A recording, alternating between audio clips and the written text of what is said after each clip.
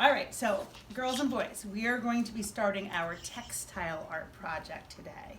But not the actual pillows, but this is about the size, if you're going to make a pillow, that your pillow is going to be. This one was made by my daughter a long time ago, but I just keep it for a size reference. So yes, it will be squishy, yours will probably be poofier and such.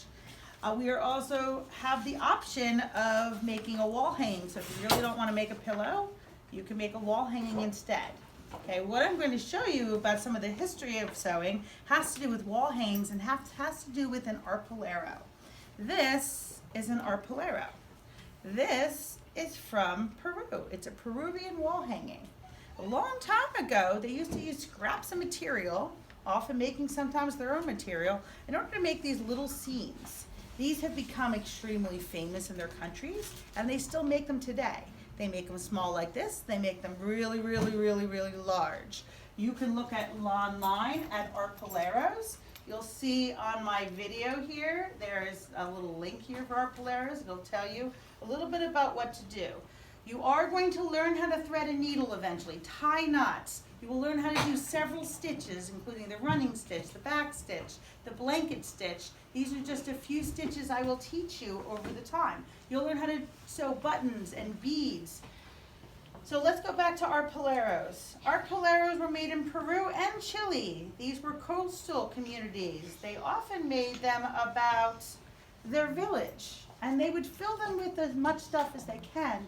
Sometimes not one person would make one of these. A lot of people would make one of these. So maybe somebody would be making the little people, other people would be making the grapes. It's not important the size relation to things. They were just trying to show some happy moments in their community. And you can look at arpilleros. There's lots of them, and when I touch the screen, they change. Okay, so that you can look at if you want to see some different arpilleros, some from a long time ago and some from today.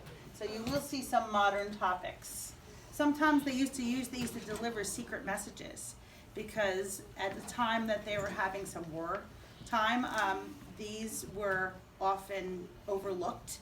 As they were traveling from country to country, they would hide their secret message in the design, and so the guards at the ends of the country would look at what you were bringing. They're like, "Oh, what do you got there?" I was like, "Oh, it's just an arpillero, see?" And they'd be like, "All right, go on, go on, go on." What they didn't know is that there was like a secret message so they can communicate with other communities that they weren't supposed to be communicating with at that time to get a message across. Sometimes it was actually hidden in between the material where it couldn't be seen, and it was always sewn in, so it didn't feel like a piece of paper with some messages on it. So it has a really interesting history that you guys can look up even further online if you'd like to learn a little bit more about arpilleros. But now we're going to go back to our projects, and so you are going to have to come up with a theme, an idea sketch for your project. Each one of you will get one of these packets. You can read the top of this packet.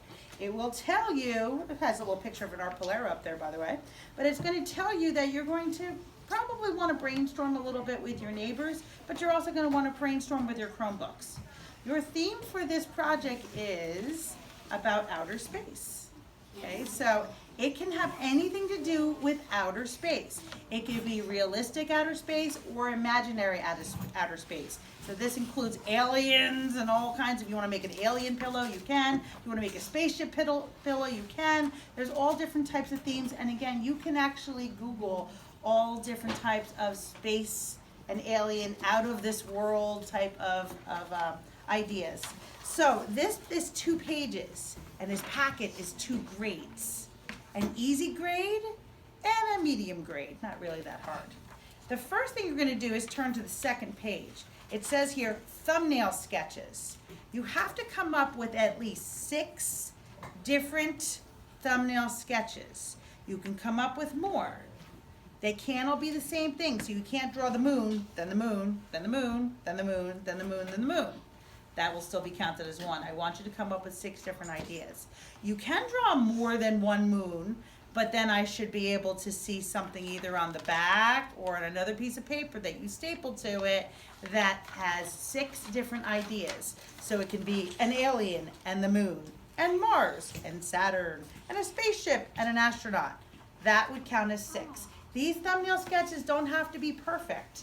They just have to be somewhat carefully done, not scribbled. But I'm literally going to do this. 1, 2, 3, 4, 5, 6. Or 1, 2, 3, 4, 5, 6. And if I can count to 6, and you follow those rules, you automatically get your first A+. Super easy, right? Do it, okay. Once you have all 6 or more, you can have 26, you can have 226, but once you have your idea sketches there, try to narrow it down to one theme. Keep your theme pretty simple. It's not so easy to sew lots of little details on a furry alien if you have to sew in all that fur. So you're gonna have to think about what you're gonna use for those pieces of material. It's gonna be mostly made of felt, and I have other scrap pieces of material. The front is where you're gonna do your final sketch. Your final sketch is your final idea. It's going to fill this box, and you're going to eventually draw it carefully and color it carefully. This one will be graded not only on how you followed those directions, but how carefully you drawn, just the way I've always graded all of your other artwork, okay? So this is almost like a miniature art project, final copy art project right here. If you make a mistake on the front, it's not a problem. You can see the box or the back, draw another box, write me a little note with an arrow, and I obviously will open it up and see the back. Before you leave today, you must have your name and section on this. You will get this packet back for the next couple of weeks, and if you don't have a name on it, it's going to take longer to get to you. Does everybody understand all the directions? Yes. So let me quick review. Today, you're going to do your research. You're going to draw your 6 different thumbnail sketches.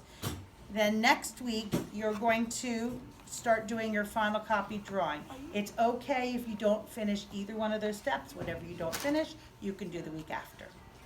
Thank you.